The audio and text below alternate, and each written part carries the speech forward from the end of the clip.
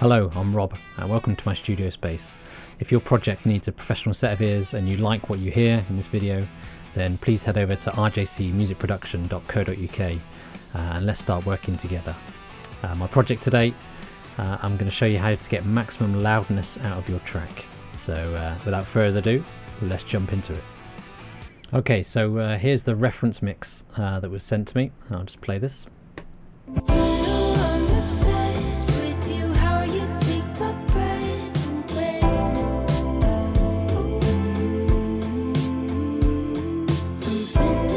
Okay, and this is, I'll just show you my meter here, and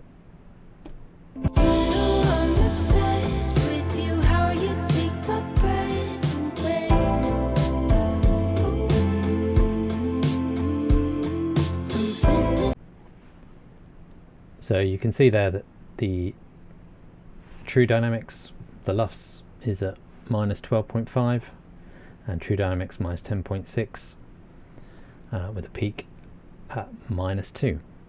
So now let's play you my mix.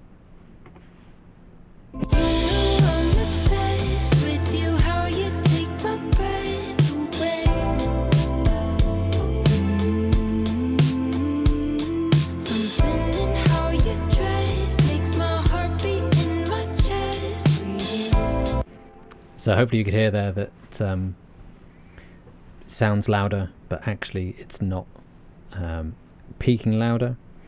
So how do I do that whilst retaining the dynamics? Well, let's dive into it. Mainly it's in the drums, and the kick and the snare is what gives it energy and power.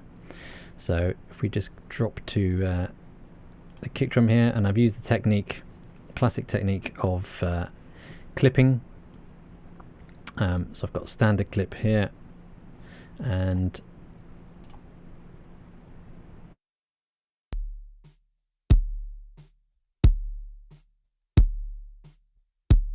just shaving a tiny bit off, 1 maybe 2 dB of clipping there.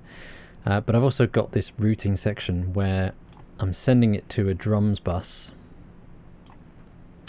and then I'm actually sending the output to the track to the mix bus. So all the drums are being processed in a bus, and then the kind of clipped output is also going to the mix bus. So I'm sending the kick to both places. If I just disable that for a minute.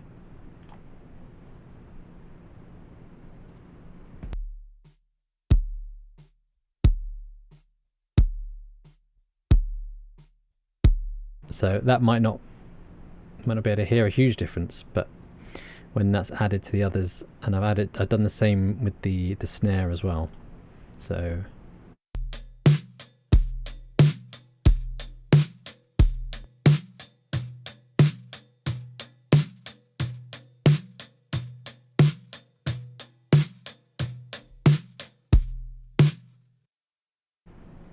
we've got that going on, and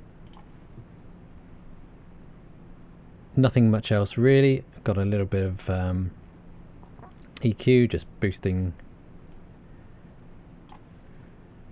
some of the lows on the kick, and then on the snare just taking out a little bit of the kind of fundamental, just ringing a little bit, but then on the drum bus up here,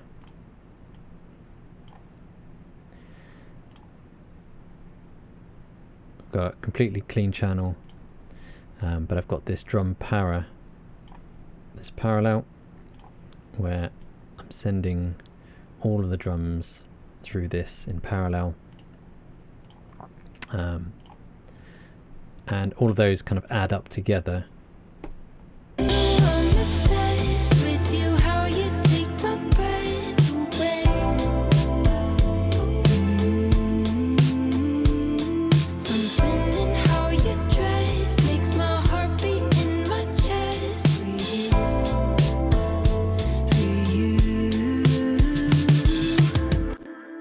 there that we get the energy from the drum bus and my parallel plugin, but having that extra output of the kick and snare retains the kind of the impact of those sounds.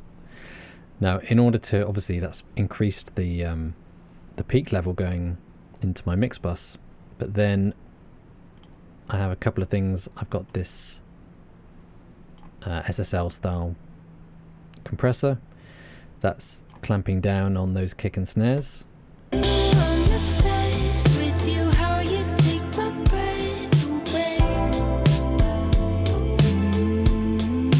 doing it in the SSL kind of style, giving that energy, and I've got the attack time set relatively slowly, so to allow the initial transients through, but it is still clamping down on the kick and snare.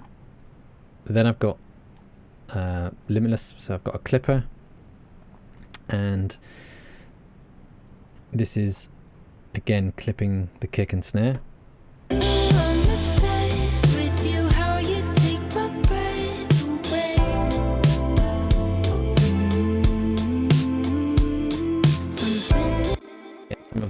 Some of those kicks and snares are getting through still, despite the clipping on the track, on the individual tracks, and the compressor.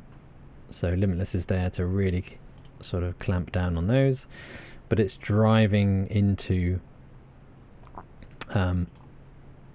this kind of hard clipper, and that gives some extra. If I turn that off a sec.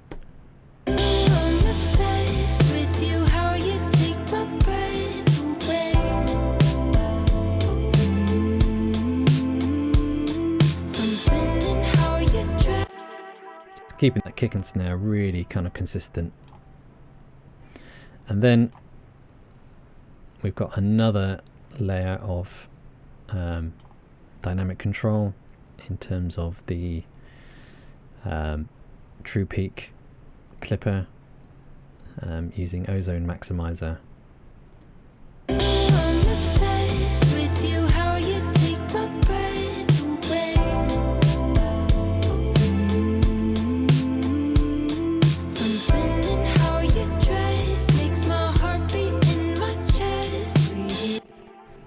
So all those little stages add up, and what we're doing there is trying to maximize the energy, bringing the level of the rest of the track up, whilst also trying to retain the sort of punch and power of the track. So just do one last comparison here.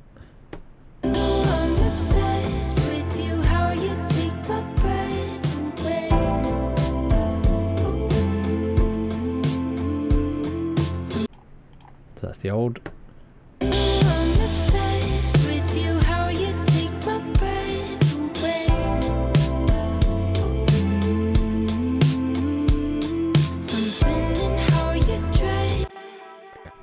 That's how we can keep power and energy whilst making it loud, or as loud as a reference mix. So hope you like that tip, and I'll see you next time.